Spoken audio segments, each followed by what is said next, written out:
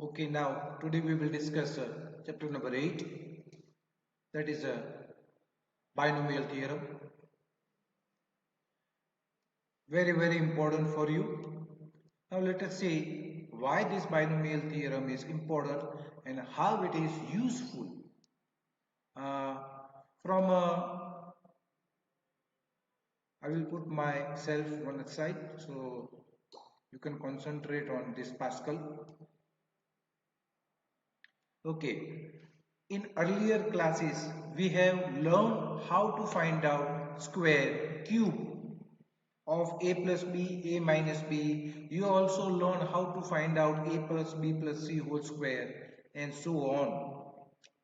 Means if you want to find out say 98 square, definitely calculator will help you. 999 cube, then definitely how to find out that you know with the help of 1000 minus 1 whole cube. But if it is higher power, say 98 raised to 5, 101 raised to 6, or I can increase the power also, then you are not familiar with the method how to use or how to find out or how to expand a plus b raised to n. So here this binomial theorem is especially to find out a plus b raised to n, how to expand it. Remember, n is an integer or a rational number. But in this chapter, we will discuss only a positive power only. Alright? Now, you are familiar with this part already. That is a plus b raised to 0, that is 1.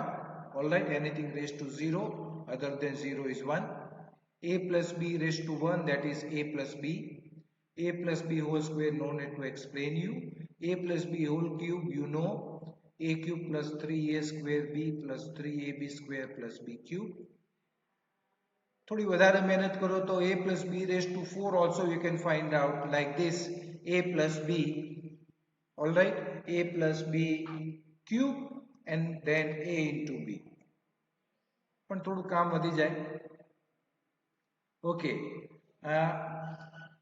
then what?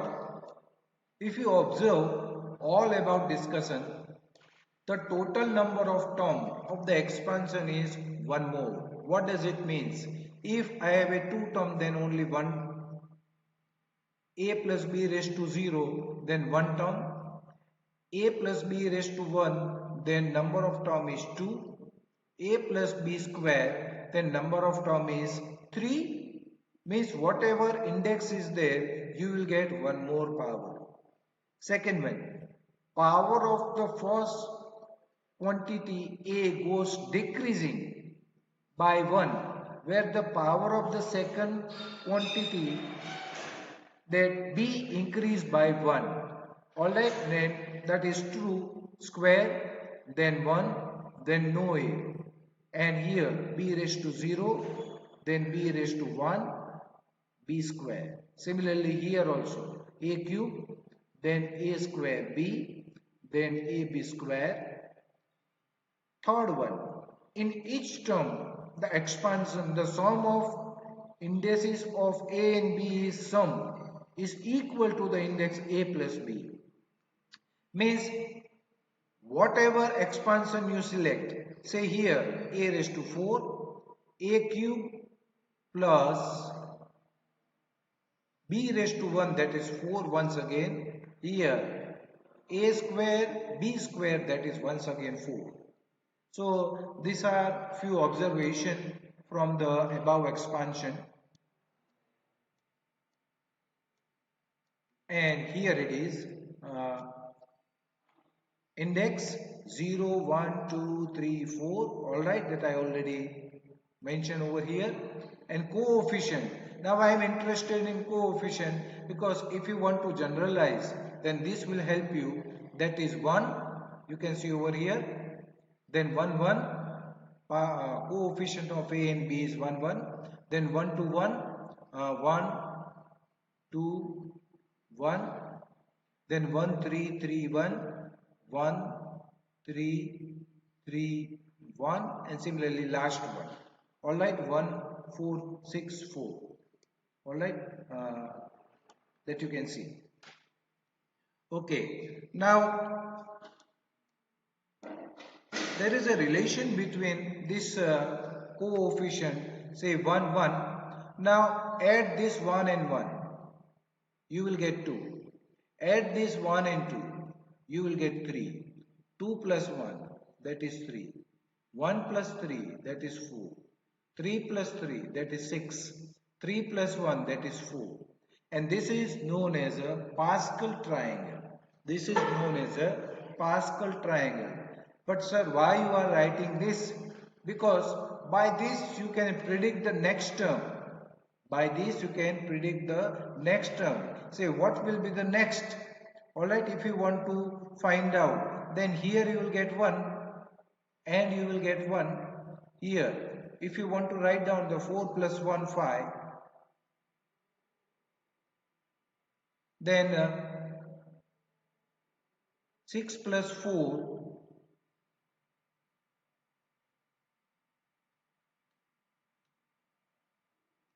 that is equal to, you will get 10. Alright, 6 plus 4, then once again 10, then 4 plus 1, 5, and in the end you will get 1. So this is for power 5. And that they already explained over here, 1, 5, 10, 10, 5. Alright, means if you want to expand 2x plus 3y raised to 5, then this coefficient will help you a lot. But this is still little bit difficult, because every time we cannot use this Pascal triangle. So the another method, or what? You can see same thing I can express in this form: NC0, NC0, NC, 1C0, 2C0, 2C1, 2C2, and so on. Now here it may be difficult for you because it is explained in some another way. But what we have to remember is not this part, don't worry. If you want to expand a plus b raised to say n, then binomial theorem is this: a plus b raised to n is equal to nc0 a raised to n, nc1 a raised to n minus 1 into b, nc2 a raised to n minus 2 b square, and so on. The easiest way to remember this binomial theorem is this: you just write down a plus b raised to n, a plus b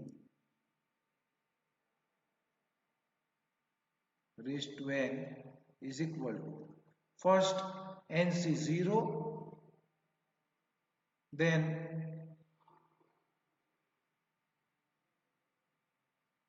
plus nc1 plus nc2, and finally last ncn. You can see how easily you can remember. No need to take any tension.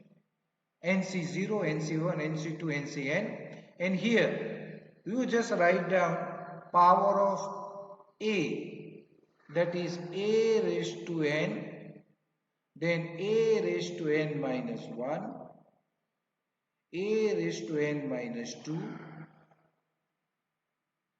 and power of b. Here in the beginning there is no b, here b will start from here, b raised to 1, b square, and finally b raised to n. So this is actual binomial theorem. Alright, very easy. Practice it more, and when we will calculate the question sum, that time you will understand it better. Now few more things about this binomial theorem. This observation actually we already discussed.